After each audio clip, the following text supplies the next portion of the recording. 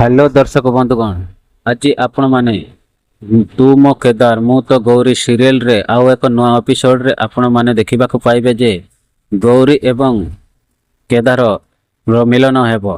तो सांग माने गौरी माने शिवानी एवं ईशान अर्थ से पूर्व जन्म रे जे कि केदार थिबो से दुहिंकर मिलन हेबा को जाउची। तो सांग माने वीडियोटी को स्किप न करी शेष जाय देखंतु आ वीडियोटी भलो लागिले गोटे लाइक कर दियंतु।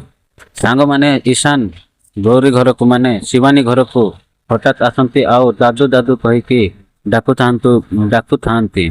तो समस्त परिवार रो लोक एवं ईशान रो दादू मध्य सेठी थांती आउ देखु थांती। तापरे पिहान जाई कि कहिबे भाई तमे हठात एठी एमिति कहिबे। तापरे ताको कुंडई पकई कि घर को नहीं जीवे भीतर को नहीं जीवे। तापरे शिवानी कहिबे पिहान को पिहान ये मो जीवन बंचई चंती।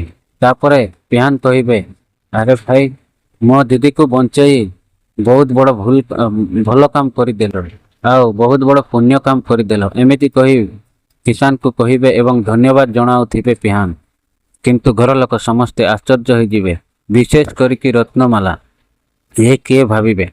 तापरे पिहान निजको निजे मने मने भावुथिबे जे पूरा मो दीदी सहित ईशान रो परफेक्ट मैच हम दुहे दुहीं महादेव ही पठे दुहे दुहीं मिलन शीघ्र हेबक जाउछि एमिति भावुथिबे। तो सांग माने कौन पिहान एवं शिवानी एवं ईशान को मिलन करिबारे सफल हेबे ना महादेव को आशीर्वाद पुणी थरे शिवानी को ऊपर रही पूर्व जन्मर संपर्क ए जन्म पुणी मिलन हेबो।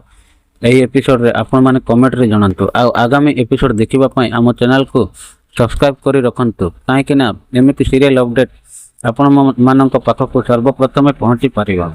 रहउची धन्यवाद।